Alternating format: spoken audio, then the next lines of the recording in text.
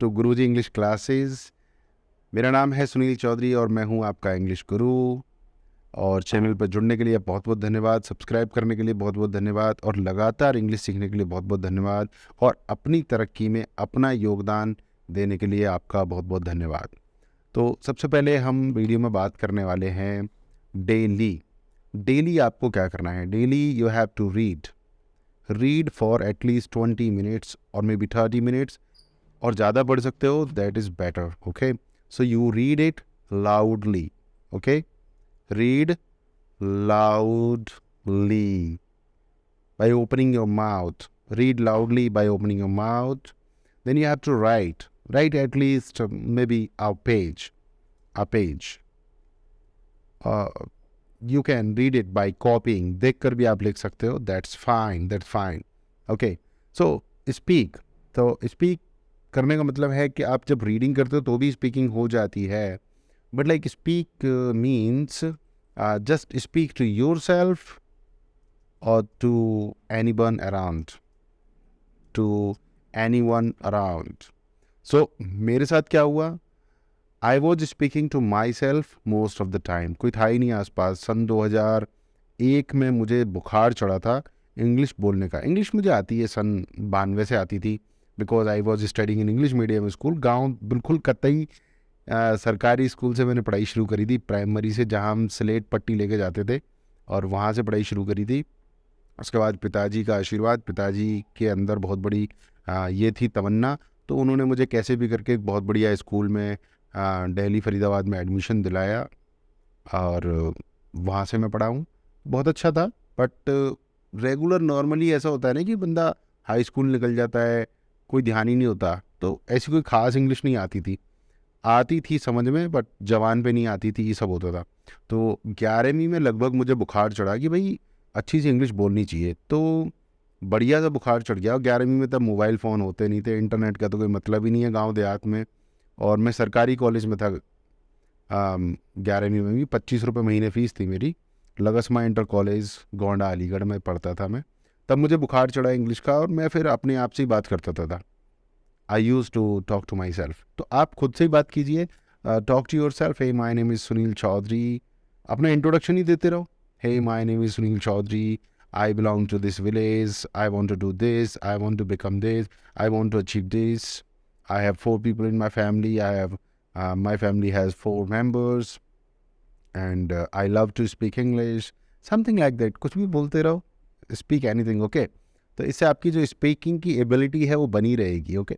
And the fourth thing you should do daily, जो रोज़ करना चाहिए। आज तो बहुत सारी सुविधाएं हैं हमारे पास, right? So many facilities. So Netflix is there, Prime is there, Disney Hotstar is there. So there are so many serials, movies, shows that you can watch in English and just watch, listen, enjoy. Okay? तो that's all for daily. हमारा English language में चल रहा है कि मैं बोलता हूँ भाई ग्रामर जो सीखना है हमें इंग्लिश में ज़रूरी नहीं है। Learning grammar in order to speak English is not necessary, but जब आप थोड़े से आगे आ जाते हैं, लेवल आपका बढ़ जाता है, so it's good to understand grammar so that you know what you are speaking, जिससे आपका जो कॉन्फिडेंस लेवल है वो नेक्स्ट लेवल पर रहता है। ओके, तो अब तक हम डिस्कस कर चुके हैं टॉपिक्स, जैसे कि सेंटेंसेस का बेसिक स्ट्रक्चर क्या होता है, सब्जेक्ट, वर्ब, ऑब्जेक्ट हम डिस्कस कर चुके हैं। फिर हम डिस्कस कर चुके हैं वर्ब टेंसेज। फिर हम डिस्कस कर चुके हैं ए एंड द आर्टिकल्स। ये लेसन्स पीछे दिए गए हैं, इनको जाकर आप देख सकते हैं। आगे बढ़ते हैं। अब हम डिस्कस करने वाले हैं punctuation, marks, such commas, periods, question marks, exclamation points. और मैं कोई बहुत ही डीप नहीं लेके जा रहा हूँ इन टॉपिक्स को, बड़ा ही सिंपल है। ओके, मैं बड़ी ही सिंपल तरीके से आपको समझाना चाह रहा हूँ इन टॉपिक्स को, जिससे आप आराम से सीख सको। तो punctuation marks are an essential part of the English language. जो चिन्ह हैं हमारे, ये अंग्रेजी भाषा के ज़रूरी हिस्से हैं। कहना ये चाह रहे हैं मतलब और किसी भाषा के नहीं है, तो ये तो भाई साहब हर एक भाषा के लिए ज़रूरी है। Essential part of English language नहीं, any language. Okay, so any language use to clarify meaning, इनसे मीनिंग क्लैरिफाई होता है। Organise written communication, written communication organise होता है। Here are some of the most common punctuation marks used in English along with examples of how to use them correctly. तो इस video में हम बात करने वाले हैं कुछ पंक्चुएशन मार्क्स की और उनके कुछ एग्जांपल्स की। सबसे पहला जो पंक्चुएशन मार्क है, जो सबसे पॉपुलर है, वो है फुल स्टॉप। जो हम बचपन से पढ़ते आ रहे हैं वो है फुल स्टॉप। बाद में थोड़े बड़े हो गए तो पता चला इसे हम पीरियड भी कहते हैं, आप इसे डॉट भी कह सकते हैं। It's a dot, full stop, period और हिंदी में बिंदी, राइट। तो use to end a sentence और एब्रीविएशन। कोई वाक्य जब खत्म होता है, पूरा होता है, तो हम उसके एंड में हिंदी में लगाते हैं ना पूर्ण विराम, तो वो डंडा होता है, बट इंग्लिश में ये डॉट होती है। That is called period, full stop. Okay, अभी तक बचपन से फुल स्टॉप ही बोलते आ रहे थे, अभी पीरियड बोलना शुरू किया कुछ लोगों ने। तो used to end a sentence और एब्रीविएशन, किसी वाक्य को या किसी भी एब्रीविएशन को ख़त्म करने के लिए। The cat is on the roof, sentence पूरा हो गया, full stop. Doctor dot Brown dot, doctor जो है शॉर्ट फॉर्म है, एब्रीविएशन है डॉक्टर की, तो वहाँ पे भी डॉट लगेगा, ब्राउन पे भी डॉट लगेगा, क्योंकि सेंटेंस कंप्लीट हो गया। कॉमा, अगला जो वर्ड है पंक्चुएशन मार्क्स का वो है comma. Use to separate items in list, कोई लिस्ट होती है सेंटेंस के अंदर, तो उसको कॉमा से अलग अलग किया जाता है। क्या क्या लेकर आना है, दाल, चीनी, आटा, वाटा, तो दाल कॉमा चीनी, चीनी कॉमा आटा कॉमा, इस तरीके से कॉमा अलग अलग के आइटम्स आते हैं, राइट। क्लॉजेस को भी सेपरेट करने के लिए कॉमा का यूज किया जाता है, okay.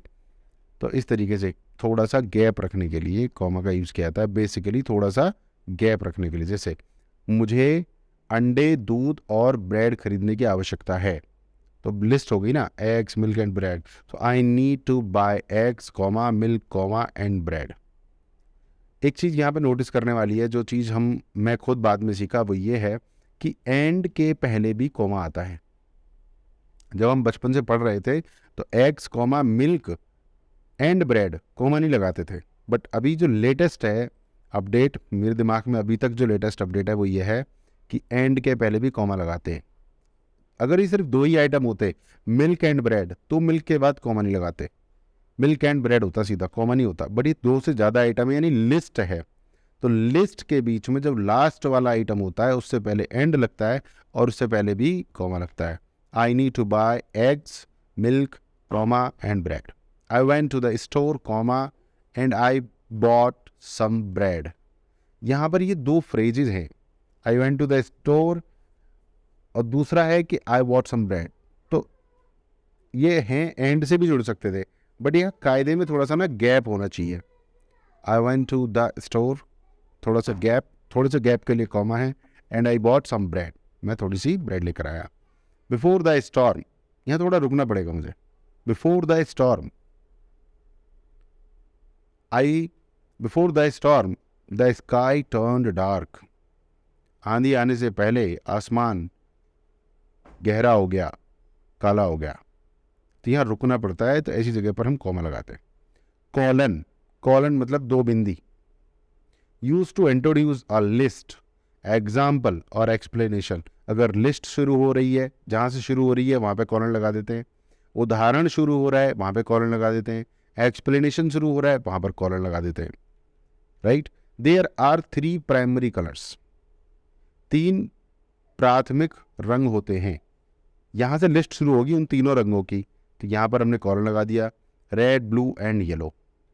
She had 1 goal for the day, उसका एक ही लक्ष्य था दिन के लिए। अब उसको हम एक्सप्लेन करेंगे, तो यहाँ कॉलन लगा दिया, to finish her book. Semi colon, ये कॉलन था 2 बिंदी वाला, सेमी कॉलन 1 बिंदी, उसके ठीक नीचे कॉमा, ये हो गया semi colon. Use to separate independent clauses that are closely related. Independent clauses जिनका खुद का मीनिंग भी होता है बट वो आपस में रिलेटेड भी हैं, तो उनके बीच में ये आ जाता है, क्या बोलते हैं, semi colon. I love to read, semi colon, my favourite book is Pride and Prejudice. तो दोनों सेंटेंसेस अपने आप में कंप्लीट हैं, दोनों phrases. I love to read, मुझे पढ़ना पसंद है, my favourite book is Pride and Prejudice. And नहीं लगा सकते इनके बीच में, क्योंकि अलग अलग नहीं है, ये दोनों बहुत ही ज़्यादा कनेक्टेड हैं, I love to read, my favourite book is Pride and Prejudice. Full stop भी लगा सकते थे यहाँ पे, I love to read full stop my favourite book is Pride and Prejudice, but यहाँ पर कॉलन भी लगाया जा सकता है। ये थोड़ा सा एडवांस लेवल है, आप समझ जाओ तो बढ़िया, नहीं भी समझो तो ऐसा कोई रायता नहीं फैलने वाला इससे, ठीक है, बहुत ज़्यादा दिक्कत वाली बात नहीं है। क्वेश्चन मार्क, प्रश्न मार्क, तो ये तो आपको पता है कि जब हम प्रश्न पूछेंगे कोई चीज़ का उत्तर मिलने वाला है तो ऐसे वाक्य के पहले हम क्वेश्चन मार्क लगाते हैं। Use to end a direct question, do you like chocolate, क्या आपको चॉकलेट पसंद है, तो यानी आपसे मैं उत्तर मांग रहा हूँ, इसलिए एक प्रश्न है ये, और यहाँ पे क्वेश्चन मार्क। अब आता है एक्सक्लेमेशन पॉइंट, ये डंडा डंडे के नीचे बिंदी, ओके, डंडा डंडे के नीचे बिंदी। Use to show strong emotion और सरप्राइज, स्ट्रॉन्ग इमोशन और सरप्राइज, मैं एक चीज़ बता सकता हूँ, इसका मतलब है अचानक आपके हृदय से, आपके मुखारविंद से कोई बात निकले, अचानक कोई इमोशन के साथ बात निकले, तो वो ये एक्सक्लेमेशन मार्क है। विस्मय आदि बोधक, विस्मय जैसी भावनाओं का बोध कराने वाला चिन्ह, हिंदी में बोलते हैं इसे विस्मय, विस्मय, अचंबा, विस्मय आदि बोधक, विस्मय और विस्मय जैसे दूसरे भावनाओं का बोध कराने वाला चिन्ह विस्मय आदि बोधक चिन्ह कहलाता है, इसको बोलते हैं exclamation mark. Okay, I can't believe I won the lottery, I can't believe I won the lottery, I can't believe I have a YouTube channel, I can't believe I have a YouTube channel, I can't believe I have range rover defender. ये YouTube पर ये छोटी छोटी English की videos बनाने वाले बंदे के पास रेंज रोवर डिफेंडर है 2.5 करोड़ रुपए की, पता तो चलता नहीं है, महसूस तो कुछ होता नहीं है, तो अचंबा हो जाएगा, हैं सच में, रियली, वाओ, ऑसम। तो ये सब हमारे अचंबे हैं और यहाँ पे लगता है हमारा एक्सक्लेमेशन मार्क। उसके बाद आता है कोटेशन मार्क्स, ये दो कॉमा ऊपर, 2 कॉमा ऊपर, ऐसे कोटेशन मार्क्स। इसका मतलब है किसी ने कहा और उसकी कही हुई बात को हम कह दें, तो उसकी बात को हमने क्या कर दिया, कोट कर दिया, और कोट करने वाली, कोट की हुई बात 2 इसके बीच में आती है। Use to show direct speech titles of shorter works and to emphasise a word और फ्रेज, या तो देखो किसी वर्ड या फ्रेज के ऊपर ज़्यादा जोर देना हो तो ये कोटेशन मार्क्स लगाते हैं, या किसी कही हुई बात को हम कह दें ठीक उसी शब्दों में तो कोटेशन मार्क्स लगाते हैं, और टाइटल्स वगैरह जो होते हैं उनके ऊपर भी कोटेशन मार्क्स लगाते हैं। I love pizza, he sad, तो उसने कहा था आई लव पिज़्ज़ा, उसके कहे हुए शब्द मैंने कहे, मैंने कहा ना दूसरे के कहे हुए शब्द को कोट करना 2 कोटेशन मार्क्स के बीच में। आई रेड, मैंने पढ़ा, क्या पढ़ा, किताब पढ़ी, किताब का क्या था, टाइटल, टाइटल को किस में लिखते हैं, कोटेशन मार्क्स में। So I read the Great Gatsby in high school, the word incredible doesn't even begin to describe it, the word, एक वर्ड के ऊपर जोर दिया जा रहा है, incredible doesn't even begin to describe it। अब बात आती है पैरेंथेसिस, जिसे हम शुद्ध हिंदी में ब्रैकेट बोलते हैं, मतलब शुद्ध इंग्लिश में पैरेंथेसिस, पैरेंथेसिस बढ़िया बात है, ब्रैकेट तो हमें पता है इन्हें ब्रैकेट बोलते हैं, बट अगर आप इन्हें पैरेंथेसिस भी बोलने लगो तो बढ़िया है। यूज टू एनक्लोज, एनक्लोज माने बंद करना, बंद करना, ओके, इधर जाके देखते हैं, बंद करना, use to enclose additional information और एन असाइड, मतलब कोई चीज़ बताई हमने और उसके बगल में कुछ उसको एक्सप्लेन किया तो वो ब्रैकेट में बंद कर दिया जाता है। The party was a huge success, sentence इतना ही है, the party was a huge success, party बहुत बढ़िया थी, सफल थी, बहुत सफल थी, बट उस पार्टी के बारे में ब्रैकेट में भी कुछ लिखा हुआ है, जो पूरी रात चली, विच लास्टेड ऑल नाइट, जो पूरी रात चली, डैश, डैश का प्रयोग कहाँ होता है, use to emphasise a point और show a break in thought, एक पॉइंट के ऊपर जोर देने के लिए या विचारों में थोड़ा सा ब्रेक होने के लिए डैश का इस्तेमाल किया जाता है। She was finally able to afford her dream car. She was finally able to afford her dream car. वो आखिरकार अपनी ड्रीम कार अफोर्ड कर सकी, थोड़ा सा क्या है, ब्रेक। कौन सी कार, अ रेड मुस्टांग, फोर्ड की आती है मुस्टांग, अ रेड मुस्टाक। ओके, यहाँ थोड़ा सा रुक के बोला हमने अ रेड मुस्टाक। It's important to use punctuation correctly to convey your intended meaning in writing. Practising using these marks will help you become more proficient in written communication. कुल मिलाकर ये पंक्चुएशन मार्क्स आप सीख लेते हो तो आपकी भाषा अच्छी हो जाएगी। देखिए ऐसा है कि अगर आप अंग्रेजी भाषा के वैज्ञानिक नहीं बनना चाहते तो जैसे ये डैश है, ज़्यादा डैश के ऊपर ध्यान देना या फिर ब्रैकेट्स के ऊपर ध्यान देना या कोटेशन मार्क्स के ऊपर ध्यान देना, ज़्यादा नहीं, नॉर्मली थोड़ा समझ लो इन्हें।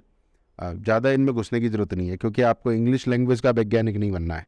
You don't want to become a researcher और अ इंग्लिश लैंग्वेज स्कॉलर। ऐसा अगर बनना है तो उसके लिए फिर अलग कोर्स है, अलग सिस्टम है। उसके लिए फिर मेरा ये यूट्यूब चैनल आपके काम नहीं आने वाला है। ये this YouTube channel is for the people who want to speak English, who want to learn English, right? Who want to grow in their career, who want to communicate with people around the world, पूरी दुनिया के साथ जुड़ना चाहते हैं, grow करना चाहते हैं, ये आपके लिए चैनल है, राइट? तो आपके लिए फुल स्टॉप, कॉमा, ये सारे क्वेश्चन मार्क्स को, पंक्चुएशन मार्क्स को समझिए और थोड़ा थोड़ा सबको समझिए। समझ में आ जाए तो बहुत बढ़िया, नहीं समझ में आता है तो भी बढ़िया। रिलैक्स रहना ज़रूरी है क्योंकि जब आप रिलैक्स रहते हैं ना तो आप ज़्यादा सीखते हैं। तो रिलैक्स रहिए, ज़्यादा सीखिए। और आपको आज का लेसन कैसा लगा मुझे कमेंट करके ज़रूर बताइए। अगर आपकी इच्छा है कि मैं किसी टॉपिक के ऊपर ज़्यादा बोलूं या डिटेल में वीडियो बनाऊं वो भी कमेंट करके बताएं आप मुझे। And that's all in this video. Thank you very much for watching Guru's English classes and learning with me. This is Sunil Chaudhary, your English guru. Thank you, have a nice time.